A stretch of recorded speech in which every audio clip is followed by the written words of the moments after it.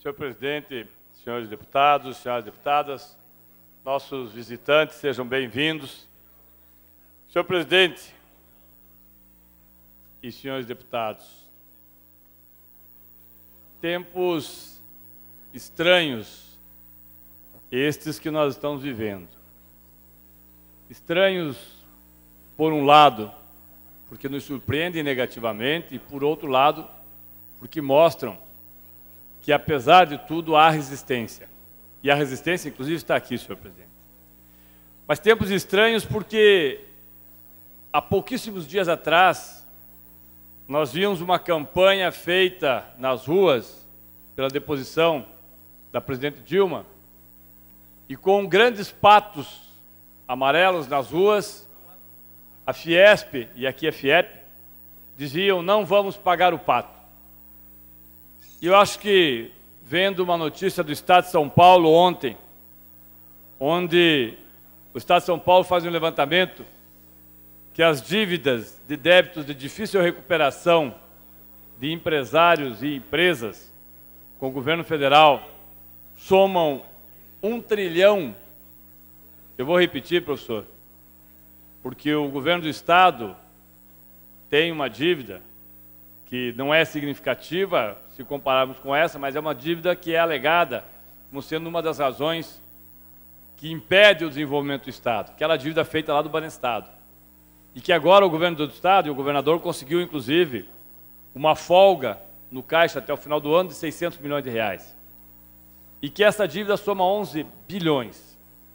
O governo federal, a presidente Dilma, foi acusada das pedaladas, que agora, aliás, foi dito que não é crime pelo Ministério Público Federal e que mandou arquivar o processo das pedaladas, e pedia para que houvesse, coisa que foi negada pelo Congresso Nacional enquanto ela estava no exercício da presidência, que houvesse a aceitação de um déficit no governo do ano que vem, desse ano, de 90 bilhões de reais, coisa que o seu sucessor, o interino Temer, conseguiu de 170 bilhões, mas diziam que não podia porque era um escândalo, um valor de 90 bilhões de reais. Os mesmos que diziam isso têm 1 trilhão de dívidas. Eu anotei o nome do senhor Laudce de Abreu Duarte e os irmãos, seus 2 irmãos, que é o maior devedor da União entre as pessoas físicas, maior que os governos da Bahia, do Pernambuco, Estado de Pernambuco, e outros 16 estados individualmente. 6 bilhões e 900 milhões de reais. Esse senhor não é nada mais, nada menos do que diretor da poderosa Federação das Indústrias de São Paulo. Este mesmo senhor, que certamente incentivou, como muitos aqui fizeram, que pessoas fossem às ruas dizendo que não iam pagar o pato, deve 6,9 bilhões de reais à União. Aí nós sabemos quem vai pagar o pato. Somos nós que vamos pagar o pato. Porque esses 6,9 bilhões certamente fariam muito bem para a União, somados a estes quase 1 trilhão também devidos, se menos do que investir em fazer um processo de desestabilização de governos, tivesse sido investido em pagamento daquilo que é devido, que são os impostos, e, consequentemente, esses impostos pudessem reverter naquelas que foram alegadas razões, inclusive, para que a presidente Dilma não continuasse seu governo. Mas são tempos estranhos em que a Gazeta do Povo, na segunda-feira, traz uma matéria que chama atenção, senhores deputados, onde ela fala de estratégia. Diz a matéria da Gazeta do Povo, Vida e Cidadania, na página 6, delação da Lava Jato já reduz penas em 326 anos. 326 anos de penas reduzidas por delações premiadas. Natural. O que chama atenção, e por isso que eu digo que são tempos estranhos, que um dos maiores delatores, o senhor Paulo Roberto Costa, após a delação, a pena de 74 anos foi reduzida para 1 ano de prisão domiciliar e 2 anos no semiaberto. Tempos estranhos. 74 anos reduzido a 1 ano. com parte do patrimônio preservado. Tempos estranhos que colocam o senhor Alberto Youssef, o doleiro que mais fez as delações, condenados ambos a mais de 140 anos de prisão, e que o senhor Alberto Youssef, condenado a 80 anos de prisão por lavagem de dinheiro, organização criminosa, fez a delação e deve cumprir pena de regime fechado entre 3 e 5 anos. Depois, passa para o regime aberto. Costa, que foi condenado a 74 anos, 6 meses e 10 dias de prisão por corrupção e lavagem, com um acordo no primeiro, do qual o primeiro revelou a sua participação de políticos, reduz para 2 anos semiaberto com tornozeleira. E ainda leva uma bolada para casa. Não dá para entender. É verdade que existe a outra parte de toda essa história. E a outra parte que nós entendemos que é positiva, que nós finalmente tomemos conhecimento de tudo o que acontece, o que aconteceu durante um período da nossa história, que não é, embora alguns queiram e pensem que resolveria todas as suas ansiedades, que não é aquele que iniciou-se em 2003 com o presidente Lula. Não é apenas aquele. Tanto que o presidente do PSTB, o senhor Aécio Neves, tem 5, 6, 7 denúncias por também lavagem de dinheiro e outros crimes, que não foram apurados e que pode ser até que não se confirme, mas há lá, as denúncias estão lá. Como tem o senhor Agripino Maia, como tem outros senadores, como tem outros deputados, como tem muitos daqueles que votaram sim, sim, sim, e que no dia seguinte pessoas que eram suas referências acabaram sendo presas. Como tem algumas pessoas aqui do Paraná, de todos os partidos. Mas eu digo que esses tempos são engraçados, porque nós vivemos isso durante um período, quando o Banestado veio à baila, a Copel veio à baila, e que alguns dos seus processos pararam por 10, 12 anos, agora parece que estão sendo retomados, e que as mesmas pessoas que estavam lá estão aqui também. Tempos que nós vimos o governador do Paraná terminar o seu mandato, primeiro mandato, dizendo, deputado Rasca, que o melhor estava por vir, e que depois de fazer o HospiSUS, depois de fazer o duro ajuste, as coisas estavam resolvidas. Doce ilusão. Tanto não estavam resolvidas, que no dia 29 de abril, nós tivemos aqui o fatídico dia 29 de abril, e a votação do projeto que tomou, por empréstimo, bilhões de reais dos servidores públicos. Empréstimo esse que nunca mais será devolvido. Mas tão estranhos são esses tempos, que ao tempo em que nós tínhamos um aumento brutal do IPVA, um aumento brutal dos impostos, a tomada de valores significativos dos servidores públicos, menos de 3 meses depois, o governo volta novamente, dizendo que o seu problema não é de má gestão. Não é.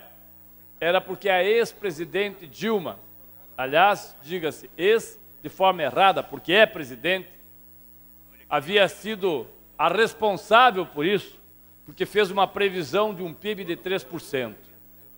E por isso o Estado quebrou, porque foi induzido ao erro. E agora pretende fazer, novamente, mais um calote contra vocês que estão aqui, contra os senhores, as senhoras e aqueles que estão nos vendo em casa, apreensivos por que não votamos a LDO. Ora, não votamos a LDO porque estamos aguardando que o governador e o czar da economia, o senhor Mauro Ricardo, envie, com a sua varinha mágica, a solução para as finanças do Estado, que certamente será tungar novamente os servidores públicos. Mas esses tempos são tão estranhos que o motivo alegado que a perspectiva de 2% do crescimento não se realizou, agora começa a ser revertido. Que os jornais hoje dizem que a perspectiva para o ano que vem é de um crescimento de 1,7%. Como é que fica, senhor Carlos Alberto? Como é que fica o discurso? Se antes nós tínhamos, no ano 2016, um déficit, e por isso era preciso que se arrochasse de todas as formas o servidor público em 2017. Agora há uma previsão da retomada do crescimento, e ainda assim se faz o arroxo. Onde é que está a lógica? E eu recebi hoje, os senhores também receberam, talvez possa o líder do governo nos esclarecer, certamente recebeu também, um material sobre os hospitais abandonados do estado do Paraná. Hospital de Telêmaco Borba, Hospital do Centro de Reabilitação, inaugurado em 2006, Hospital Regional do Sudoeste, Hospital Infantil de Campo Largo, Hospital Regional do Litoral, Hospital Regional Universitário dos Campos Gerais. Hospitais estes que poderiam ter 100% dos seus leitos, por exemplo, o Hospital de Reabilitação, inaugurado em 2006, que tem 81 leitos e só ocupa 20, porque 61 não estão sendo ocupados, até porque falta pessoal. Mas o governo investiu pesadamente no HospiSUS, a ponto de fazer a maternidade de Paranavaí, professor Tercílio, o senhor que é da região, deputado Evandro, que é de Mandaguari, Marialva, próximo a Mandaguari, sabe que Paranavaí precisava, doutor Batista, precisava de uma UTI pediátrica. Ao invés de investir no hospital público, investiu na Santa Casa. A lógica privatista do governo Richa fica cada vez mais clara. Parece que o modelo, aliás, como foi o modelo aqui de Curitiba, do Hospital do Idoso, que em determinado momento chegou-se à conclusão que o seu funcionamento era muitíssimo mais caro do que qualquer unidade da Prefeitura de Curitiba, mas que era mostrado como uma vitrine e que hoje enfrenta, como todos, dificuldades. Este foi o choque de gestão. Tirar dinheiro público para colocar na iniciativa privada. Tirar dinheiro público para aplicar naquilo que tem como objeto principal o lucro. E terminar com mais um choque, que não é de gestão, mas um choque em cima dos servidores públicos para ter a sua justificativa do seu fracasso administrativo. Por isso, senhor presidente, senhores deputados, nós vamos fazer todos os dias, aqui dessa tribuna, todos os dias, nós vamos fazer com que aqueles que acharam que o dia 29 de abril ficaria esquecido, seja lembrado. Talvez alguns queiram esquecê-lo, professor Lemos, porque é importante para alguns que ele seja esquecido. Até porque muita gente diz, se a LDO não for votada, não pode entrar em recesso. Se aguardarmos que o 257 em Brasília seja votado, isso alivia o governador, porque tira dele a responsabilidade, uma vez que o 257 prevê um congelamento de 20 anos nos salários. Equívoco. 257 prevê um ajuste em até 240 dias após o acordo firmado entre o governo e o governo federal, coisa que não é obrigatória. Então não transfiram a responsabilidade que é do Paraná para as ações que são do governo federal. Mesmo porque esse governo já transferiu muita coisa para os outros e muita coisa que era dos outros transferiu para si. Coisas positivas, transferiu todas para si. Coisas negativas, transferiu todos para os outros. Só não consegue transferir o governo. Esse sim, negativo, que não pode ser transferido para ninguém porque é responsabilidade do governador.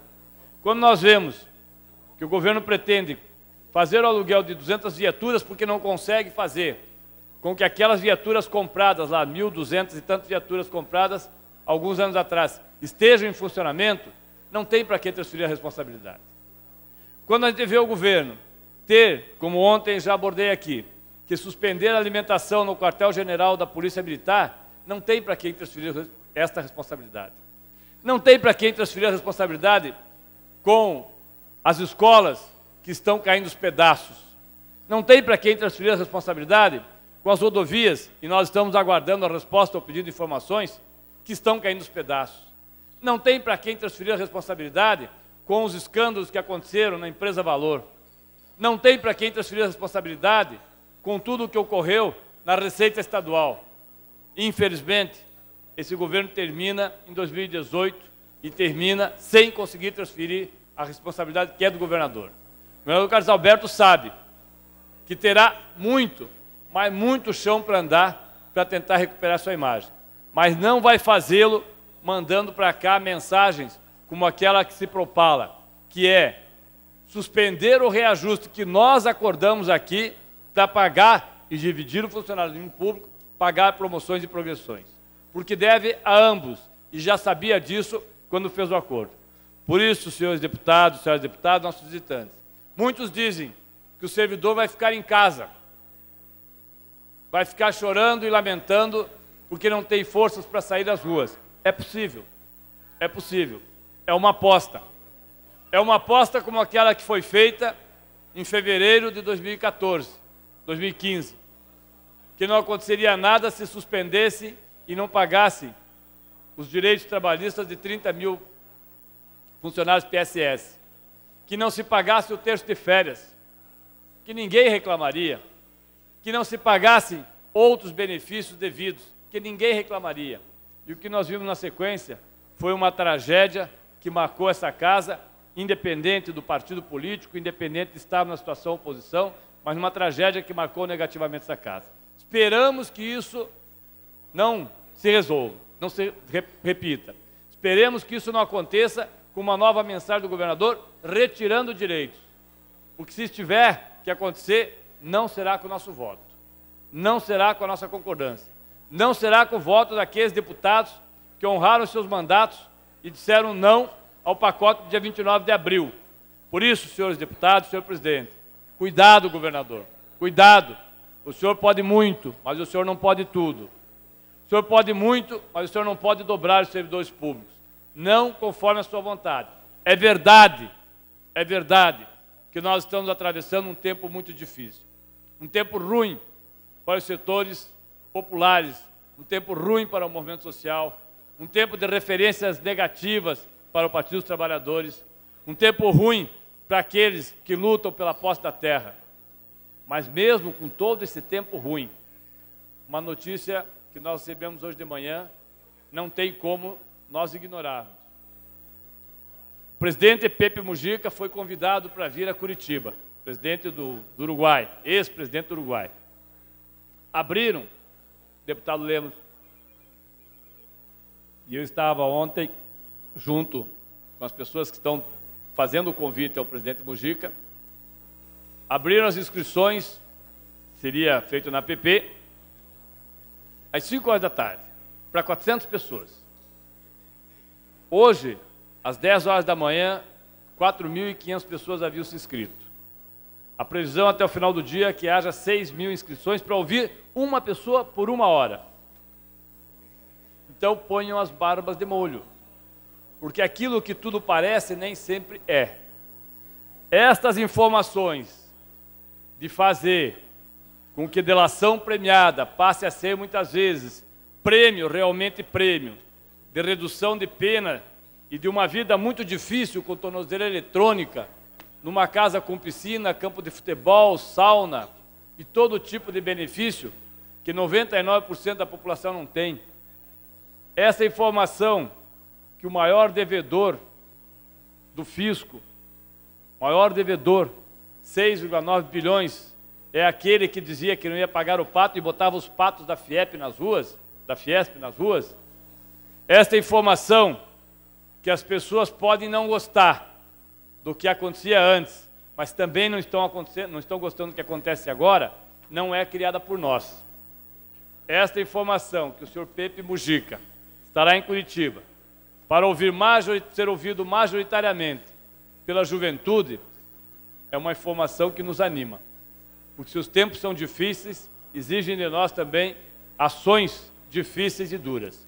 Por isso, senhor presidente, encerro aqui lembrando muito o poeta Tiago de Mello, quando exilado, escreveu um livro que é Faz Escuro, Mas Eu Canto. Poeta amazonense que dizia exatamente isso, faz escuro, mas eu canto, porque o amanhecer há de vir. Então se cuidem aqueles que gostam da noite, porque nós, mesmo que não queiram, estamos esperando o amanhecer. Obrigado, senhor presidente e senhores deputados.